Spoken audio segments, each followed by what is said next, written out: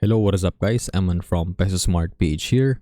Welcome sa panibagong episode. Shout out to all the podcast listeners as well. I appreciate you all. Today, we'll talk about 7 lessons I've learned from the monk who sold his Ferrari. So, quick summary or quick synopsis. The story revolves around Julian Mantle and his best friend John. Julian was a superstar lawyer who spiraled down because of his unbalanced and unhealthy lifestyle. He only cared about his work and eventually suffered a near fatal heart attack in a courtroom. This was the wake up call that compelled him to make a change. He then went on a spiritual retreat to the Himalayas. And when he returned home, he shared the wisdom and principles he learned during this retreat and revealed to John that he sold everything that he owned, including his signature red Ferrari. So, number 1, master your mind. So, nothing ever satisfied Julian. He was always hungry for more prestige, more glory, more money.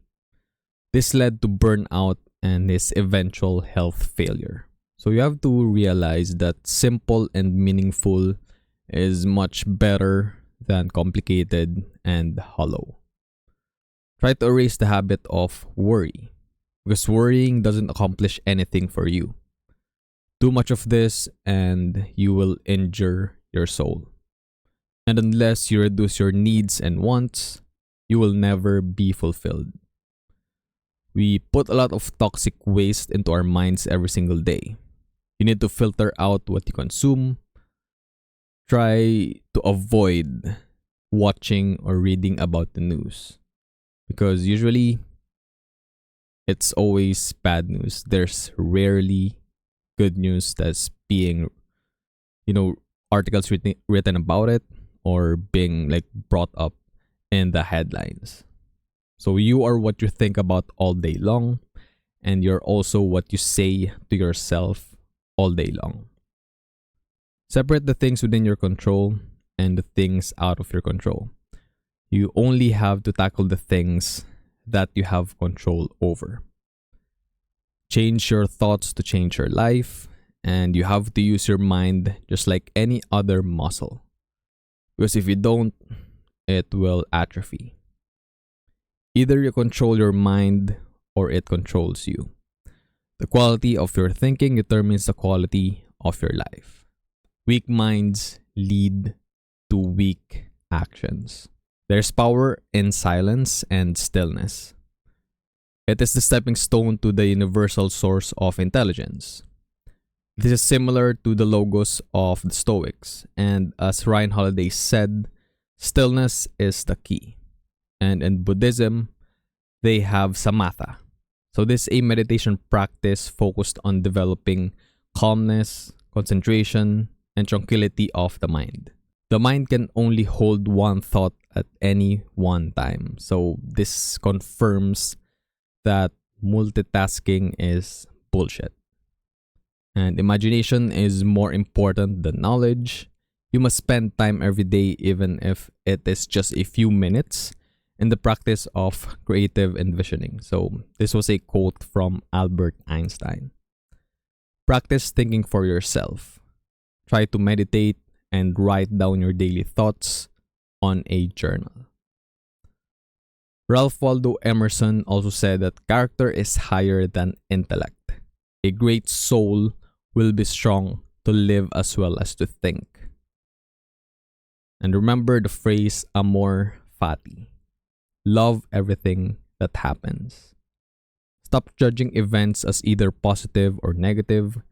Simply experience them and learn from them. The boundaries of your life are merely creations of the self. Number 2, follow your purpose. Determine your life's aim and manifest it into reality by consistent action. As Benjamin Disraeli said, the secret to success is constancy of purpose. This is also the secret to happiness. You have to find out what you love doing and do it every day. And you have to become consistent. It takes around 21 days for a new behavior to develop into a habit. And life pretty much gives you what you ask from it. And remember that you'll never be able to hit a target that you cannot see. You have to write down your dreams and your goals.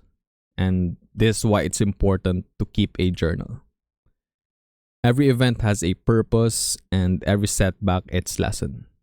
Failure is essential to personal expansion and growth, and you should not fear failure. There is no success without failure, and you should consider failure as your stepping stones to your success. Every setback offers an equivalent benefit if you took the time to search for it. Number 3 is practice Kaizen. This is a Japanese word that means constant and never-ending improvement. So I'm also a fan of self-improvement, and I have this mentality that I have to be better 1% every single day. This is also the time that compounding comes in. Because if you become better 1% every day, then the power of compounding will come in as time goes by.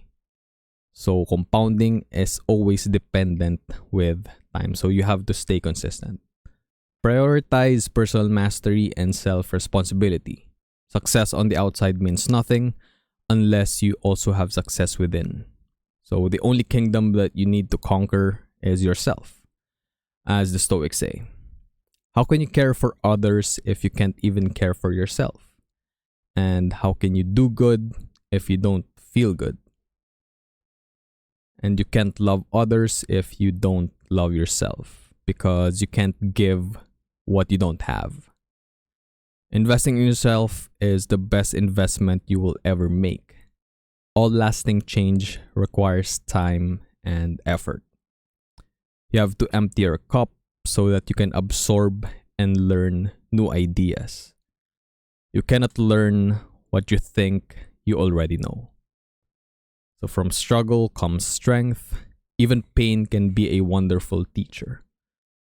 So there's this quote from Epictetus: "No man is free who is not a master of himself." So again, going back to practicing Kaizen. You have to trust the process of personal expansion and growth. Enjoy the process and remind yourself that the work is the reward. Anything that comes after is just a bonus. The less you focus on the end goal, the quicker it will come. A similar concept has been mentioned by the Stoics and Viktor Frankl. So this is essentially instructing us to focus on the present. With one eye fixed on the destination, there is only one left to guide you along the journey. So you have to keep your focus. An excerpt from Viktor Frankl's book, Man's Search for Meaning, was included on this book. So success, like happiness, cannot be pursued. It must ensue. And it only does so as the unintended side effect of one's personal dedication to a cause greater than oneself. And you have to aim for daily incremental improvements, as I've said earlier. 1% better every single day. So this is a good way to develop the habit of learning.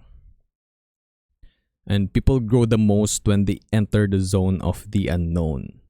So this is when you come out of your comfort zone. And with time, things that was difficult at first becomes easy. So let's say, for example, in sports, athletes like Stephen Curry, LeBron James, KD, Kobe Bryant, Luka Doncic, Nikola Jokic, or Michael Jordan, they make plays that look impossible or superhuman, but their execution of it feels effortless.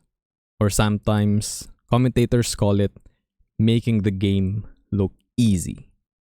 Although that's how it looks like from our view, as spectators and fans, we have to acknowledge that what they're doing at a high level is spectacular.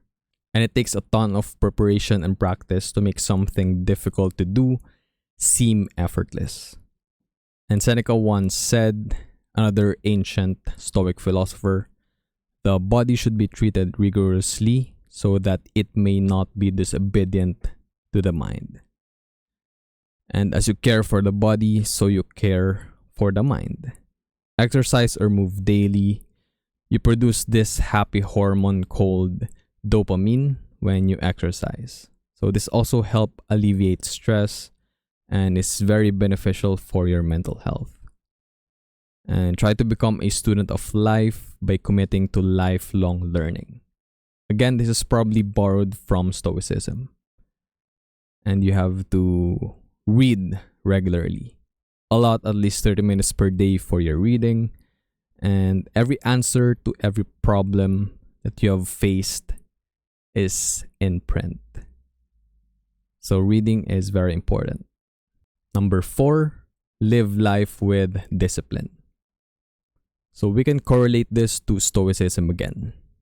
Temperance or self-discipline. According to the Stoics, this is the most important virtue to practice, but also one of the most difficult. So remember to be strict with yourself and be tolerant with others.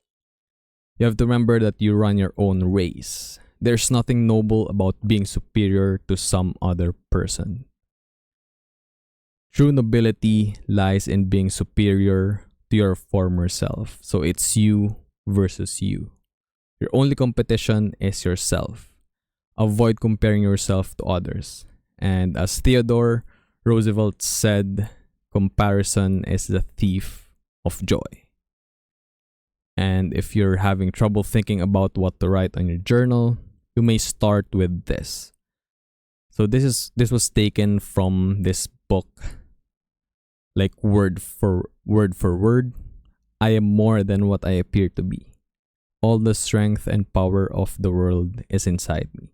So you can start by writing that down on your journal if you're just starting, and you can maybe expound on that idea or maybe list down your thoughts about it, how you feel about that quote, and how you feel when the day started and when the day is about to end. Each time you urge to speak arises, actively curb this impulse and remain quiet. We have 2 ears and 1 mouth for a reason, according to Epictetus. You have to listen more than you speak. And then number 5, respect your time. Time should be a daily reminder of our mortality and how important it is to live fully. You have to remember the phrase memento mori. You may live life right now. Everyone you know will die. You will also die one day. Accept it gladly. And let that thought determine what you'll do today and the rest of your time here on earth. Stop acting like you'll live 100 more years. So failing to plan is planning to fail. Premeditatio malorum. So this is a Latin phrase that translates to premeditation of evils. Or it can also be translated to preparation for adversity.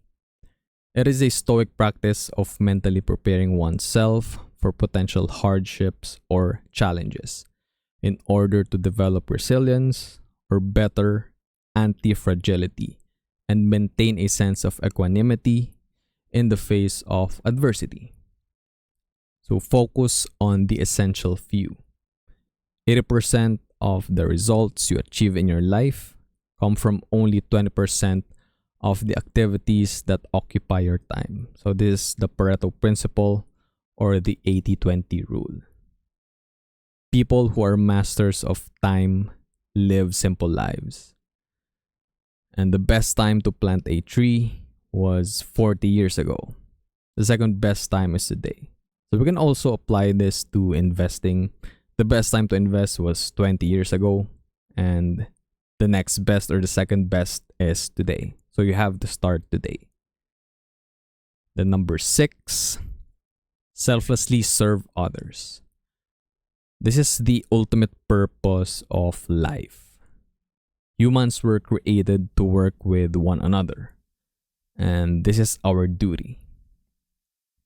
When you work to elevate the lives of others, you indirectly elevate your own life. and make sure that you tend to the relationships that you currently have. The quality of your life ultimately comes down to the quality of your contribution, whether that's to your family, to your friends, to your business or businesses, to your workplace, to your community, to your country, and to the world. And lastly, number 7, embrace the present. So, according to Albert Camus, he was a author. Real generosity toward the future consists in giving all to what is present. So the most important moment is now. Learn to live in it and savor it fully. This exact moment will pass and will never happen again. You have to think about that deeply. And remind yourself that happiness is a journey, not a destination. This is similar to success. Trust and enjoy your process. The road is just as good as the end. And to live a full life, stop sacrificing the present for the future. Live in the moment. That's gonna be it for this episode, guys. Sana may natutunan kayo. Thank you very much for watching and listening. I'll see you all in the next episode. Always remember, be Peso smart.